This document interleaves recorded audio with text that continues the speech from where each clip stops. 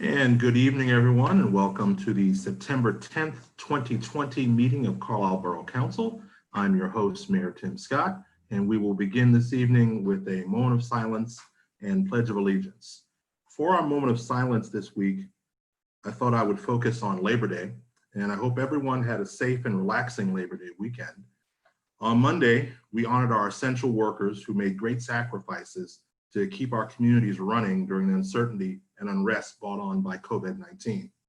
While we quarantined and socially distanced, our essential workers braved the unknown to keep our grocery stores, pharmacies, trash pickup, and other essential services running. The COVID-19 pandemic has gripped the nation for more than 6 months, killing over 189,000 people and highlighting many of the flaws in our healthcare system and the reality of environmental injustice. As trusted representatives sworn to serve and protect the people's needs, this past Labor Day, please join with us in taking a moment to honor the men and women who are on the front lines, fighting to save lives and preserve our nation by serving others.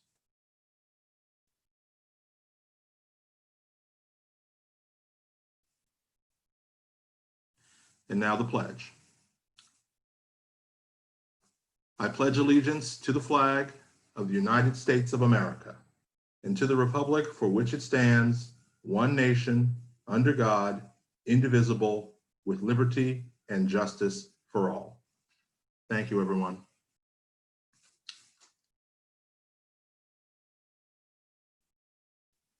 And Madam Secretary, if you'll please call the roll. Mr. Clancy? Here. Ms. Fulham Winston? Here. Mr. Hicks? Here. Ms. Landis? Here. Mr. Schultz? Here. Mayor Scott? Here. Mr. Stubbe? Here. And Mr. Spear? Here. Let the record show we're all present and accounted for. I do not believe we have any presentations this evening, and also I do not think we have any citizens to be heard. Is that correct, Madam Secretary? That is correct. No one had called in previous to the meeting. All right. Now, this is an opportunity for those in to approach council virtually and share with us any thoughts or comments you have about any matter of local government. Is there such a person this evening?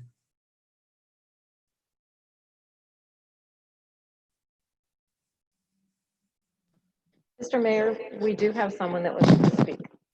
All right. As is our practice, please give us your name and address, either business or home, and please try to keep your comments to under 5 minutes.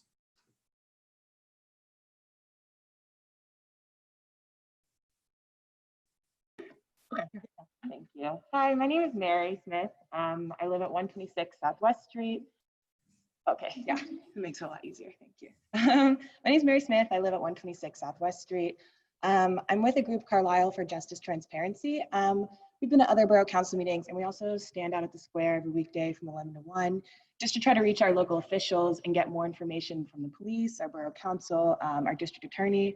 And being out there every day for the past few months has really just opened our eyes to the amount of citizens of Carlisle that have a rather distrust in our government and in our police. And so I just wanted to re-stress that here at the council meeting. I know the budget hearing meetings are coming up, and you're already discussing finances and things like that and what to do next year. So when you're planning, just keeping in mind the fact that we as Carlisle residents, a lot of the time feel like we don't know what's going on. So finding ways to put in place more transparency through your police statistics, through what the Borough Council is doing, and just keeping that in mind as Carlisle residents. So thank you. Thank you, Mary. Is there anyone else that would like to address council? Yes, Mr. Mayor, there's one other person. All right, please give us your name and address for the record and keep your comments to under 5 minutes.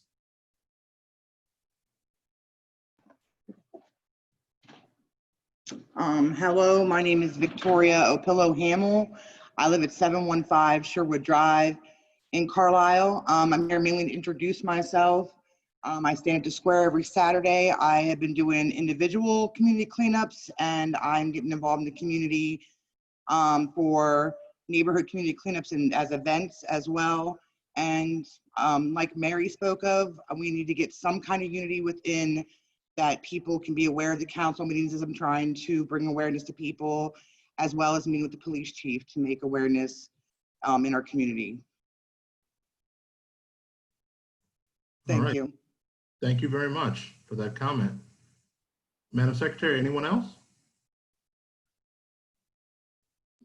There's no one else, Mr. Mayor. All right, thank you very much. Continuing on with our agenda, up next is the consent agenda, and these are generally considered routine items that do not require any further instruction, and we vote on them as one package. However, if there is an item that any council member or member of the public would like to see pulled from that and discussed separately, we can do that. Is there any member of council that would like to pull an item? All right, any member of the public? All right, hearing none, I'll entertain a motion to approve the consent agenda. So moved. Moved by Deb Fulham Winston. Is there a second? Second. Seconded by Brenda Landis. Any further discussion? All those in favor signify by saying aye. Aye. Aye. Opposed? The ayes have it. Motion carries. Thank you. And if you are here for any item on pages 1 and 2, that item has been dealt with. We'll now move on to page 3, the regular agenda. I see there are no tabled, continuing, or recurring items. So we'll move on to reports from elected officials. And under Mayor's report, I have 2 action items, one of which I will ask Deputy Mayor to help me with on number 2.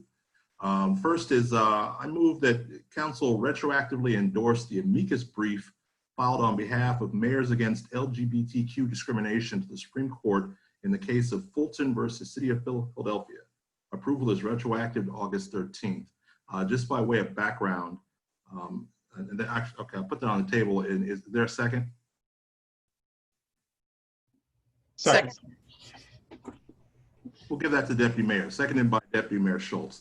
By way of background, Fulton v. City of Philadelphia involves a case. Fulton is plaintiff in the case who runs a daycare center, and this daycare center is funded by the City of Philadelphia, but this particular daycare center will not serve same-sex couples, which is in violation of their contract with the city and also in violation of their ordinance. They have an ordinance similar to what we do here in Carlisle. So the case is going to the Supreme Court, and the amicus brief is in support of the city. And I think it's important that we as council join this effort, because depending on which way the case goes, it could have serious ramifications, but for not only our anti-discrimination ordinance, but also other anti-discrimination ordinances across the Commonwealth. So with that, I recommend an affirmative vote, and I will call the question. All those in favor, please signify by saying aye. Aye. Aye. Opposed? The ayes have it. Motion carries. On to item number 2. Deputy Mayor, if you wouldn't mind. So I move that council appoint Mayor Timothy Scott as a voting delegate and potentially an alternate delegate to the PML 2020 Resolutions Committee and annual business meetings that shall be held during the Pennsylvania Municipal League's 2020 virtual summit from October 29 through October 31, 2020. We have a motion. Do we have a second? Second. Seconded by Councilman Hicks. Any further discussion? This is a routine matter. PML does this every year. They are the premier advocacy group for cities and boroughs across the Commonwealth, and they advocate on our behalf at the state and federal level. So with that being said, I'll call the question. All those in favor signify by saying aye. Aye. Aye. Opposed? The ayes have it. Thank you very much. I appreciate the trust you have in me. All right, moving on to reports from committee, budget and finance. I move that Borough Council adopt a resolution taking the following actions: authorizing additional supplemental budget appropriations to those fund and departments outlined in the resolution, and furthermore to amend the 2020 to 2024 capital improvement plan to include 2019 projects not completed and carried over to 2020. Deputy Mayor Schultz makes a motion involving budget items and our CIP plan. Is there a second? Second. Seconded by Mr. Cramsey. Any further discussion? Hearing none, all those in favor signify by saying aye. Aye. Aye. Opposed? The ayes have it. Motion carries. And next, I move that council approve the 2020 minimum municipal obligation budgets in the amount of $644,632 to fund the police, non-uniform employees, and 401A pension plans for 2020 as required by Act 205 of the Commonwealth of Pennsylvania. Deputy Mayor Schultz has made a motion involving MMO budgets and pensions. Is there a second? Second. Seconded by Mr. Cramsey. Any further discussion? Hearing none, all those in favor signify by saying aye. Aye. Aye. Opposed? The ayes have it. Motion carries. And lastly, I move the council accept a grant award in the amount of $258,693 from the County of Cumberland through its Renew Cumberland County Relief Block Grant Program. Grant money shall be used for those objectives set forth under the CARES Act with respect to the COVID-19 public health emergency. Furthermore, Borough Council will authorize the execution of a subrecipient agreement between Cumberland County and the Borough of Carlisle, subject to the Borough Solicitor's satisfactory review and approval of the agreement. Thank you. We have motion involving the acceptance of a grant award from the county. Is there a second? Second. Motion has been made and properly seconded. Any further discussion? Hearing none, all those in favor, please signify by saying aye. Aye. Aye. Opposed? The ayes have it. Motion carries. And that concludes my report. Thank you. Thank you, sir. Community planning and smart growth. Thank you, Mr. Mayor. I have two items tonight. The first item I'll split into two motions. I'll make a motion that Borough Council may approve a waiver for the submission of a preliminary land development plan for lots 4 and 6 for the Northside Village, former IAC Maslin site, 226-19. Mr. Cramsey makes a motion for a preliminary plan waiver. Is there a second? Second. Motion has been made and seconded. Any further discussion? Mr. Mayor, I'll just add, I believe either at Borough Hall or on the Zoom, there's a representative from BL Companies, if anyone had any questions or if they wanted to add anything before our vote. I see Mr. Ritchie is with us this evening. Mr. Ritchie, any comments on this?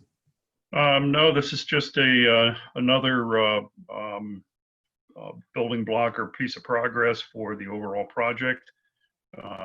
This is in concert with the folks from Kenneth Homes, to whom the IAC folks are selling lots 4 and 6. If Borough Council will recall, we invited you to go to Lebanon to walk through the very product that they're going to build at the AIC site. Unfortunately, the COVID pandemic kind of intervened in that field trip, but at a point in time, you may be able to walk that very product in Carlisle without having to go to Lebanon. So that's really all I have. The technical issues, I believe someone from BL Companies is there, as well as Ken Carper from Kenneth Homes. All right, do either of these individuals like to address council or say anything on this? Okay, we do like progress. This is very good, very happy. Maybe a virtual tour of this project in Lebanon. That could be worthwhile. Something like that. I'm sure I'd be happy to arrange that. All right, thank you, sir. The motion, I believe we have a second. I'll call the question. All those in favor signify by saying aye. Aye. Aye. Opposed? The ayes have it. Motion carries. Thank you, Mr. Mayor. And I'll make a motion that furthermore, Borough Council may approve a final land development plan for lots 4 and 6 Northside Village prepared by BL Companies dated July 22nd, 2020, subject to the applicant's acceptance and satisfactory resolution of the conditions listed herein. All right, Mr. Cramsey makes a motion for approval of a final land development plan. Is there a second? Second. Thank you, Mr. Stubbe. Any further discussion on this? All right, hearing none, all those in favor signify by saying aye. Aye. Aye. Opposed? The ayes have it, motion carries. And I will also make a motion that Borough Council may approve a time extension to satisfy the conditions of a plan approval and recordation for the final subdivision plan for 614 to 620 Walnut Street, 100 WPS Partners, subject to this extension expiring on September today.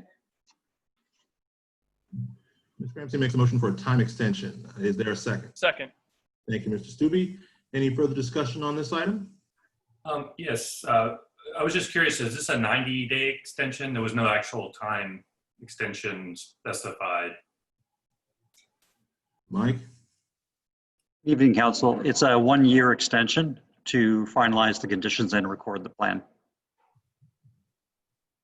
More than 90 days, Joel. Would you be able to generally explain why the normal 90-day period is extended so far out? I believe in this case, it's primarily related to financial, and I probably in this environment right now with the economy, they're probably looking at trying to find, obviously, future buyers for this, just so they don't build them on spec. Initially, they were also saying they were trying to work through some of the development agreement, but I suspect it's primarily financial. Okay. Is there any other potential activity that giving them a full year could interfere with? No, typically in these things, if there was to be a pending zoning ordinance or something that we're looking at changing, but in this particular case, that is not the case. And again, the 1 year period is pretty typical what's been offered in the past, at least for me, for being here in the last 3 years. And Joel, the particular property involved has been essentially empty for going on, I think, either 6 or 7 years now.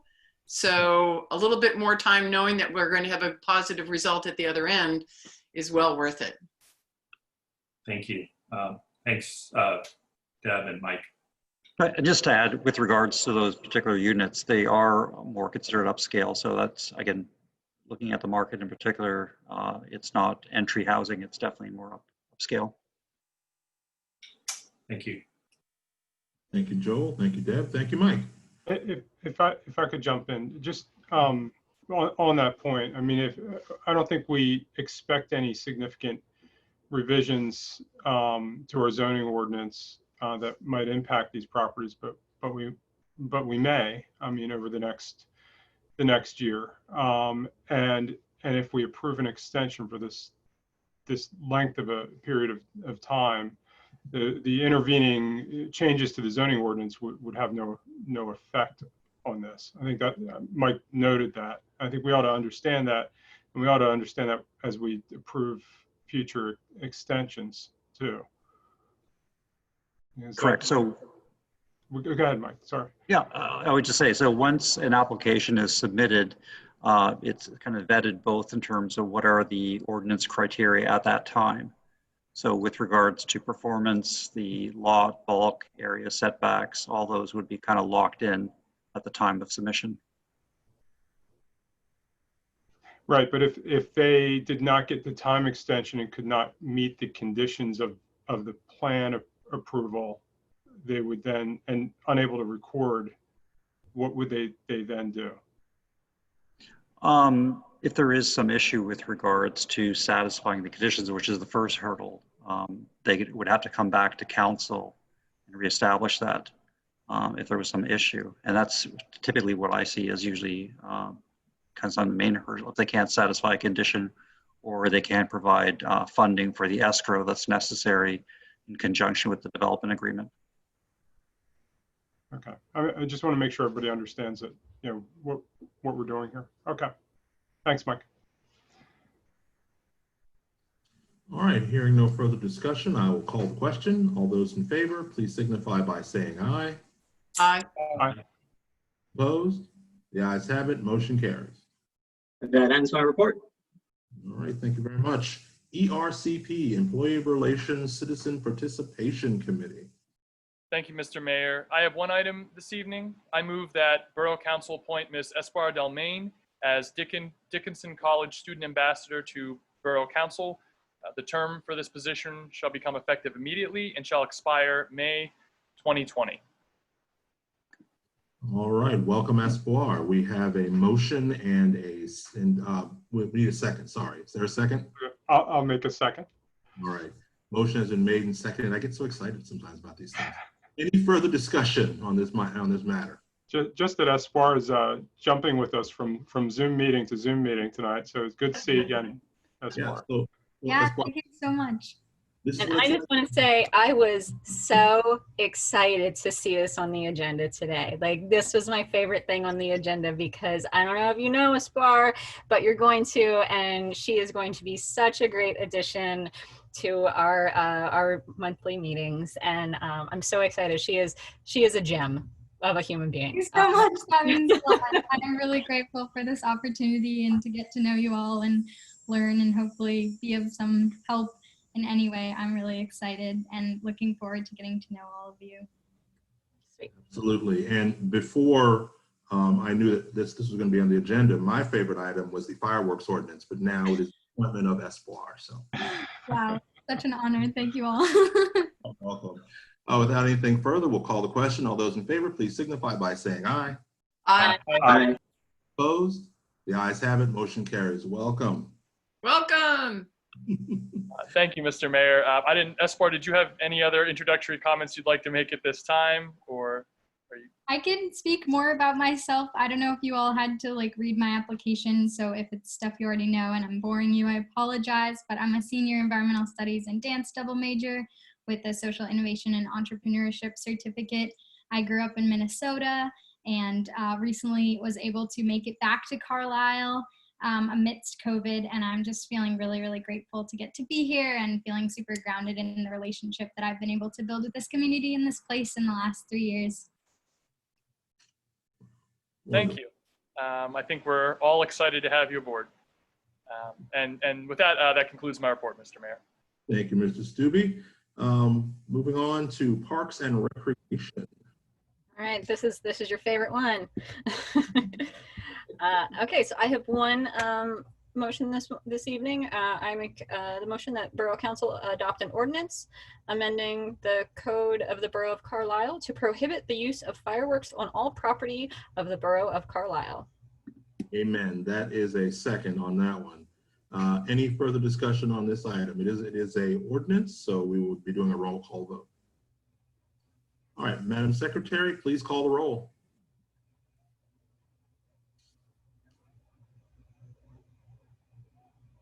There we go. Sorry. Mr. Cramsey? Aye. Ms. Fulham Winston? Aye. Mr. Hicks? Aye. Ms. Landis? Aye. Mr. Schultz?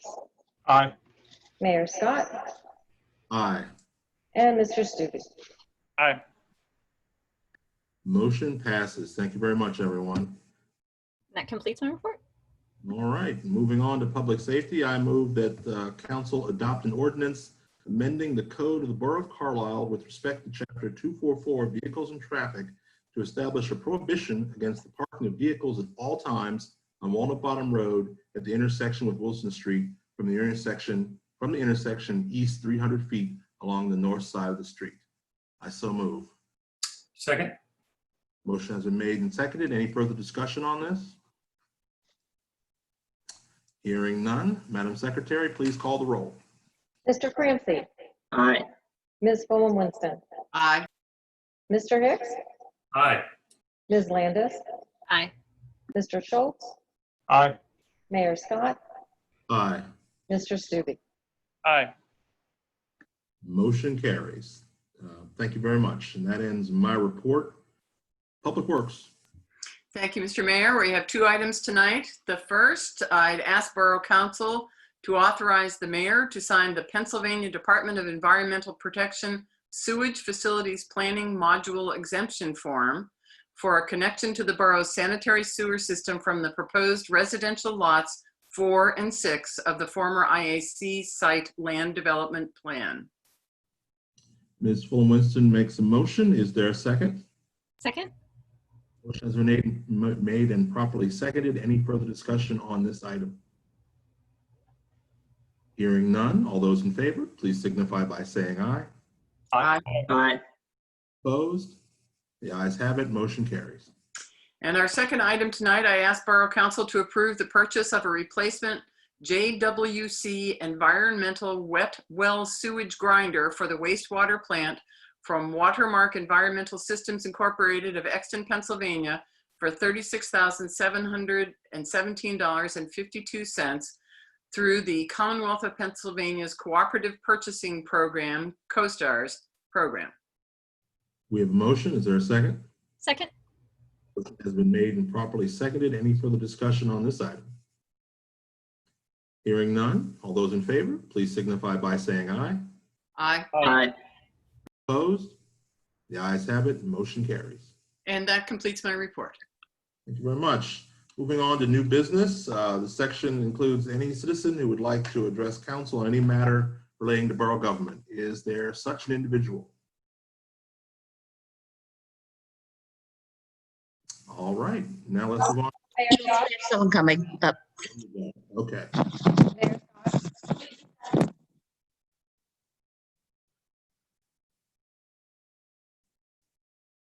you go. Good evening. My name is Michael Crawford, 130 North Hanover Street, Carlisle, PA. I came in here. This is my first borough meeting I've ever attended. So I just wanted to kind of get a feel of the topics that were being discussed and what were the resolutions for them. What I've heard this evening is nothing but a division of the pie. How you guys are going to divide the pie up, and this thing is all about money. I haven't heard one representative of the Zone 5 area and the plights and trials and tribulations that go along with that community. So I'm wondering, with all the things that are going wrong in our community, when I speak of Zone 5, what are you guys going to do to address these problems?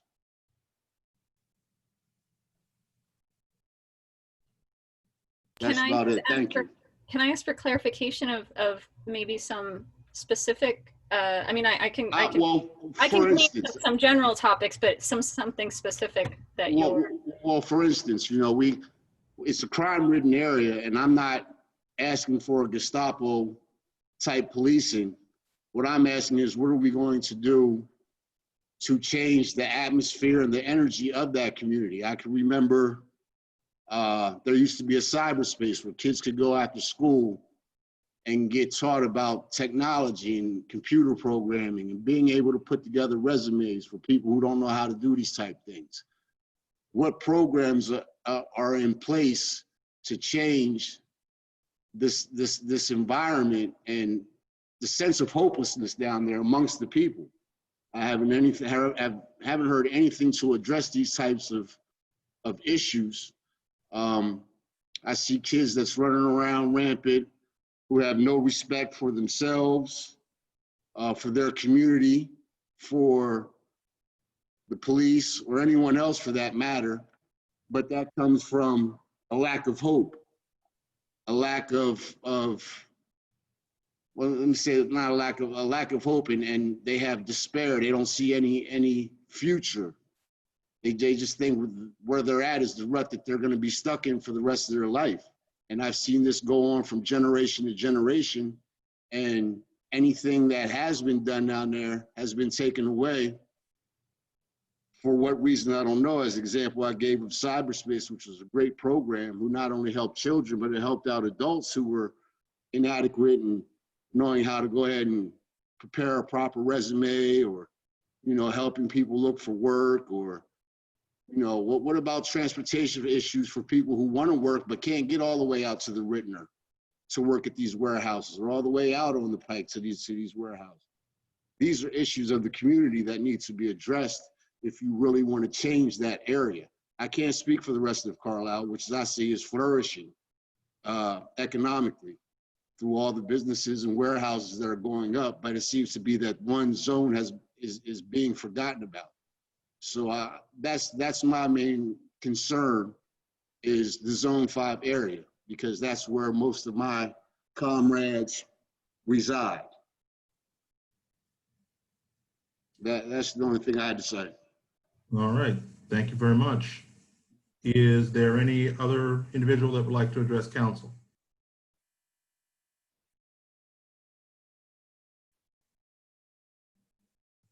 There is not there, Scott. All right. Moving on to reports from council members and staff. We'll start with our ambassadors. Espoir, please lead us off. Usually during this part of the meeting, it's kind of like where you tell us what's going on from your perspective. Anything you want to share with us about what's happening at the college? Yeah, I've been speaking with the Student Senate President, Phil Butler, to try to be a bridge between the Borough Council and Student Senate. And they're still getting rolling on fall elections, but they're really trying to think proactively about ways to support the community if and when students do return in January for second semester.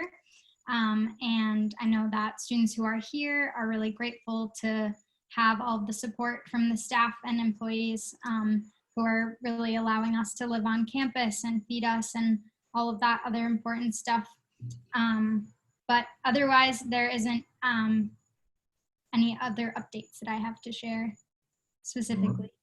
Okay, thank you. Stephen, what's happening at the law school? Well, there is some good news in multiple fronts that I can report. First of all, we have resumed classes. The first-year law students are receiving at least half of their education in person, which was something we weren't sure was going to happen in the springtime. So that is something that has been a blessing for that class. I can't imagine going through my first year of law school all online, so I'm glad they're receiving that opportunity. I, on the other hand, am getting all of my course delivery via Zoom. So it's not the greatest solution, but it's the best one that we have, and we're all working with that. As far as what's going on campus, two things that have happened recently are I'm sure many of you remember last month I shared with you an incredibly generous gift from our dean at the law school to help students that are in less financially stable positions, especially during the intervening months between classes. Just this past month in August, our faculty did the same exact thing. Penn State has a matching program with the university that matches scholarship contributions to help those from underprivileged backgrounds. And so our faculty took advantage of that. And within hours of putting out an email, our faculty and staff gave over $10,000 to help with that same goal. So the reason I share this with you all is because these are professors, faculty members, retired faculty as well, that live in the Carlisle area. These are the kinds of people that this town brings together. There's something unique about the Dickinson law community and the Carlisle community. And that's something that I've noticed ever since I've been here, which was only a couple of years ago. There is something different about this town, and it brings out the best in people. Speaking of bringing out the best in people, the other thing I have to share with you is this past week, universities across the country and faculty across the country took part in a scholar strike for injustice. During these times, faculty members that would usually be teaching classes took time out of their day to teach on racial justice issues. We had faculty members and our dean.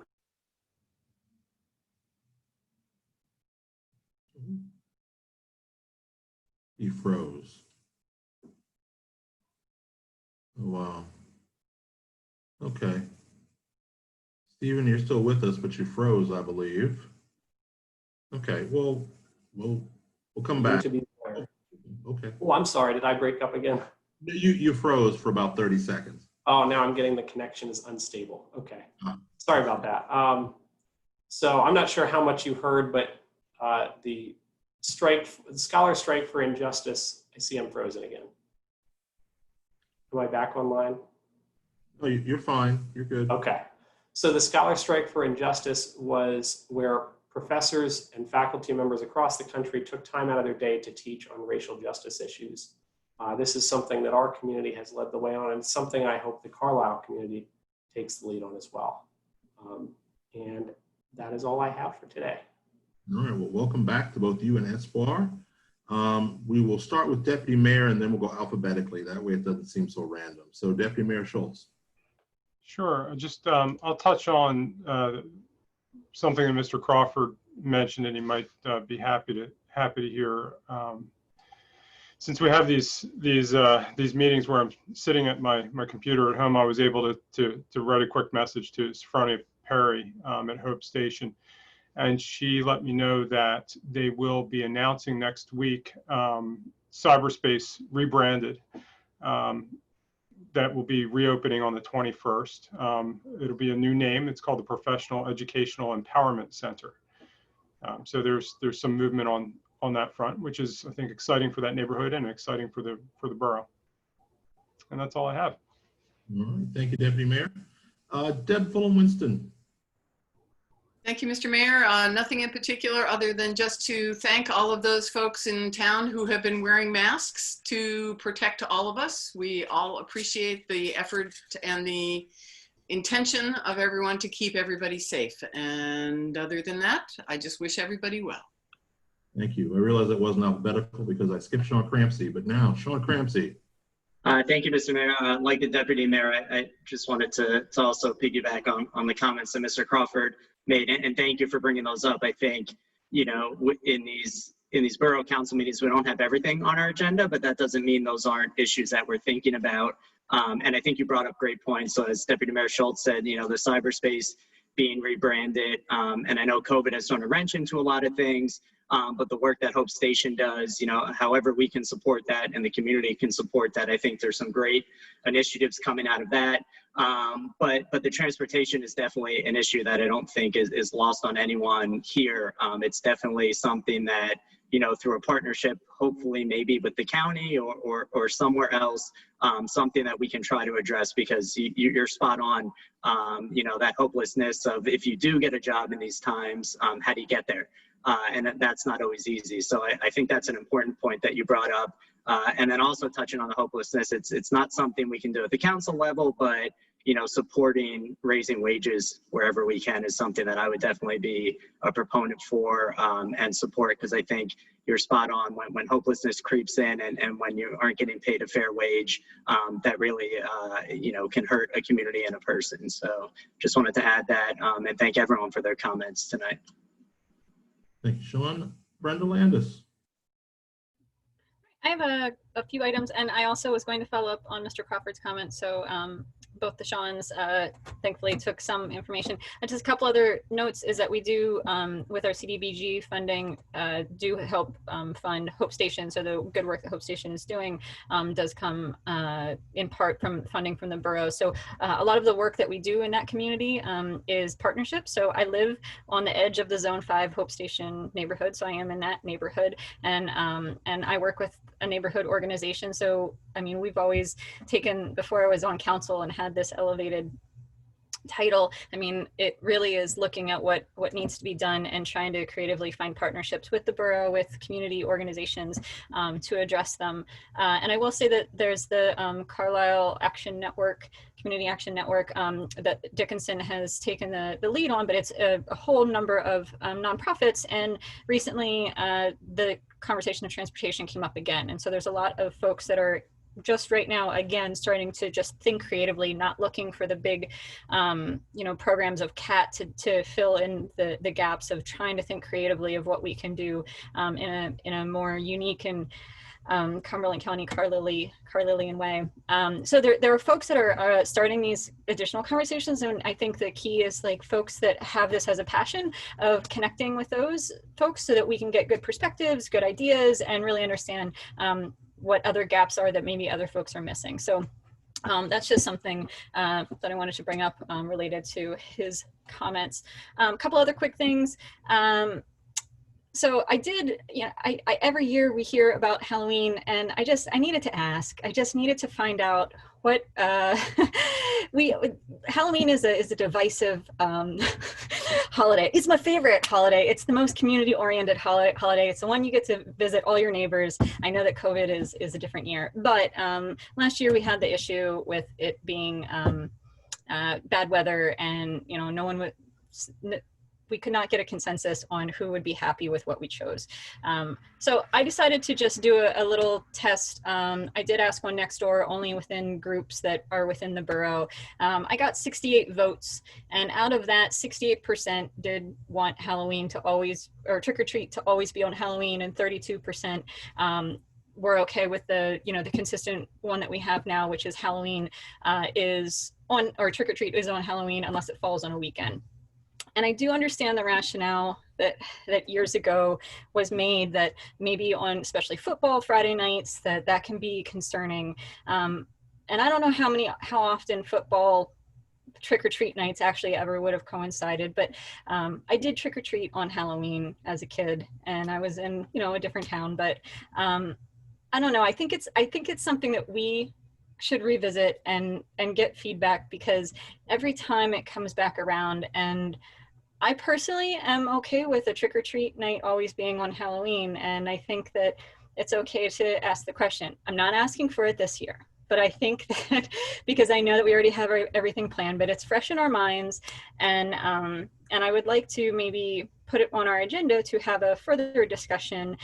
We can bring some statistics, we can get some understanding, but we get the question all the time. And I just wanted to get a quick read. It's not scientific by any means, but I think it's a conversation worth having, because we're all very passionate in one way or another about our Halloween perspectives.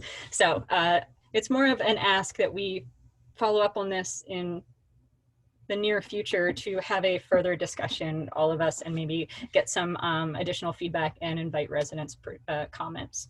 So the other thing that I had, I'm almost done. The Lincoln Cemetery Committee has worked over the last couple of months, and if you haven't been over to Lincoln Cemetery, Create-A-Palooza folks have been doing a great job of starting a mural right at the flagpole there, starting with the veterans focus, and so that work is quietly continuing, and so it's, and that's not going to be the end-all be-all, but again, with the question from Mr. Crawford, I mean, there's funds that we have earmarked for Lincoln Cemetery as well to continue to support that important project and to refocus our community's caring and understanding of this as hallowed ground. So again, if you haven't been by there recently, please do take a look at the great work that is ongoing. And my last thing is that I finally, hopefully, won back a little bit of Chief Landis's honor by going on a bike ride, going on a ride along with the police last night, and it was great. And I kudos to having our folks on bikes. It truly was a beautiful night, and I got to go to the East Side Neighbors meeting, and I was out with Officer Mayer and Williams, and we went all over, and it was a really rewarding and lovely ride. We got to have lots of conversations. They answered all my questions, and it really was refreshing to see how people were just like, hey, or they're like, hey, you have someone else with you tonight, because it's obvious that they know that these two folks have been riding around, and then there was some random person, me, riding with them. But it just shows that people are paying attention, and that is the community policing that we're talking about in the the wider world right now. And I know that there's lots of questions, and they're good questions, but it is like sometimes just chipping and trying to, refocus perspectives and also applaud when something is going pretty well. So thanks to both Officer Mayer and Williams for having me tag along, and it was really rewarding. So I do, I don't know, they didn't say that they were like really looking for other bike riders to go with them, but I think that anyone that wants to go should probably, follow up with them and go on a ride along in a different way. So, and that's my report. Thank you, Brenda. Joel Hicks. Hi, good evening. Thank you, Mr. Mayor. First off, I just want to echo, Mr. Crawford, I'm your neighbor here in the R5, and I echo a lot of your observations, and I have a strong interest in dealing with a lot of the challenges you see as well. So I encourage you to keep reminding us of these problems, but also, feel free to come with some ideas, and I can promise you they will get a good listen to. And appreciate you being here tonight. For those who weren't able to make it earlier this evening, we had our first Climate Action Commission open to the public, and it was primarily focused on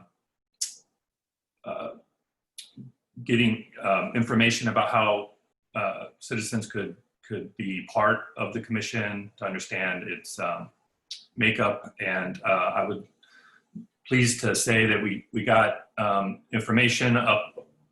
We now have a Climate Action Commission as a formal board and commission on the Borough website. So I encourage residents to go check it out.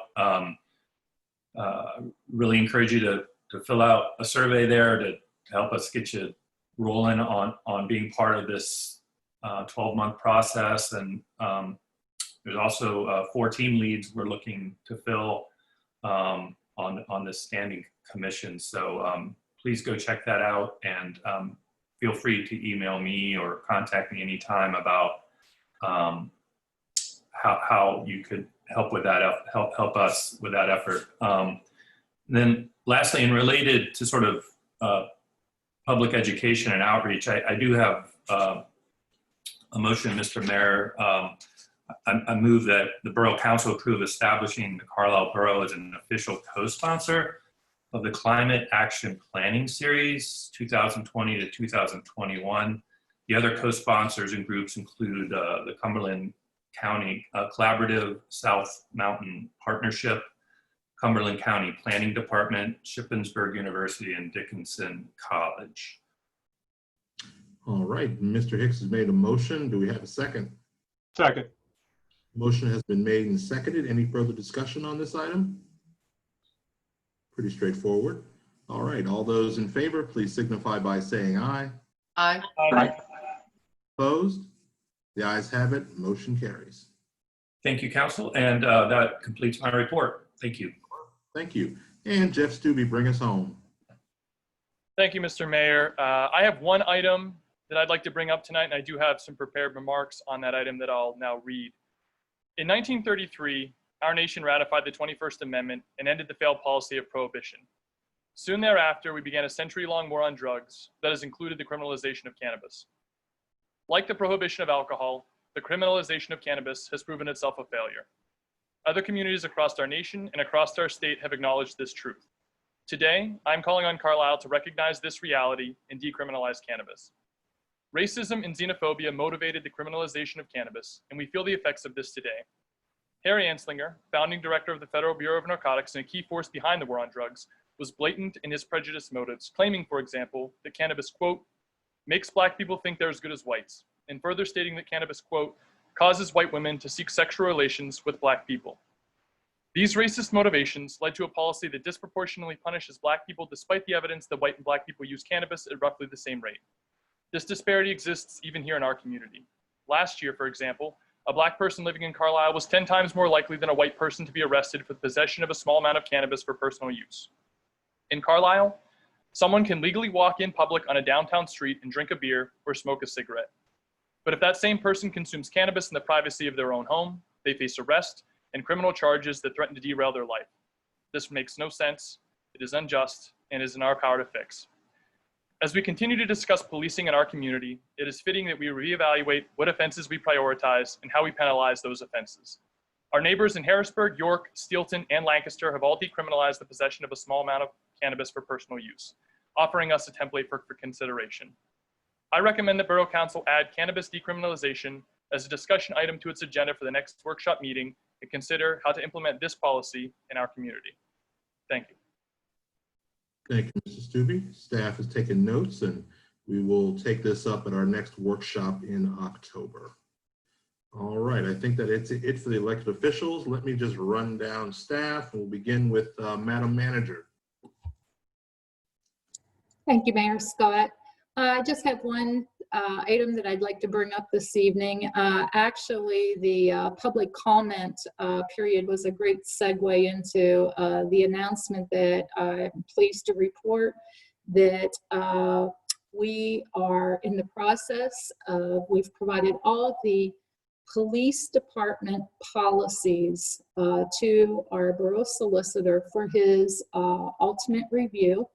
And essentially, once he reviews the policies and approves them, we will be uploading those to our website. The borough solicitor is doing this, solely. So we do ask for your patience. I think today we did have the first 6 policies reviewed, and we went through a comment period with that between staff and the solicitor. But again, I think this is a positive step toward increasing transparency and hopefully advancing public awareness of our department's policies, training, and practices. So just continue to check our website for those policies. You'll see they'll continue to be added to the website periodically. Thank you, Madam Manager. Yes, this is a very progressive step, and I'm very proud of us doing that because this is something citizens have asked for, and my goodness, we are actually responding to what citizens would like us to do. So there you have it. All right, Mr. Solicitor, anything for us this evening? I have no report, Mr. Mayor. Thank you. All right. Owen, Assistant Borough Manager Snyder. I do not have anything tonight, sir. Thank you very much. Parks and Rec Director Andrea Kraus. Hello. I just wanted to report that Parks and Rec has been working with the Carlisle Theater. They're going to be having an outdoor movie on September the 25th, 26th, September 26th, if it's for a rain date. But the outdoor movie will be held at Biddle Mission Park. We've worked with them through all of the COVID-19 things that we need to. They're following all the CDC guidelines and the governor's recommendations. So they are limiting attendance to 100, 100 people. The tickets are free. I don't think they've quite announced it yet, but they will be working on a press release for that. So just wanted to announce that. I think in my report I had said that it was September 19th, but since my report was done and tonight the date has changed to the 5th of September. So that's all. All right, thank you very much. Public information, Stephanie. I have nothing. Okay, all right, I'll take your word for that. Fire, Chief Snyder. Yes, sir. Good evening. I have one thing. I ask you all tomorrow to remember that tomorrow is the 19th anniversary of the attack of the World Trade Center, and to remember what we all lost that day, but more importantly, remember what we gained that day. We gained family, faith, and patriotism became our focus. We flew the American flag with pride. People treated each other with kindness and respect. If only we could remember that. Thank you. Thank you, Chief. Well said. Richard, Finance. Thank you, Mr. Mayor. I have nothing to add tonight. All right. Mark Malarick, Public Works. Anything, sir? Thank you, Mayor. It's been a busy week for Public Works and road maintenance, and I just want to express my appreciation to residents who followed up and obeyed the no parking and allowed our contractors to go out and complete the road paving projects. They're now done. We have a little bit more work to do at the wastewater treatment plant, but that'll complete the activities for this year. Thank you. All right, thank you very much. Department Chief Landis. Mr. Mayor, Borough Council. First of all, kudos to Councilor Landis for actually riding with the police. I've got to tell you that Officer Williams and Officer Mayer, also known as Turbo, were on their best behavior. You know, I was real proud of them. It was a great time.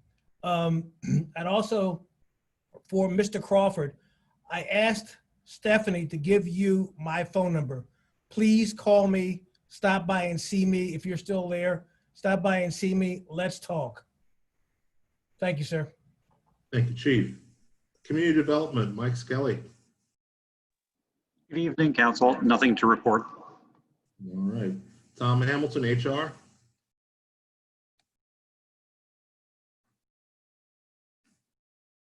He may not be there. I'm sure if he had a report, he'd tell us.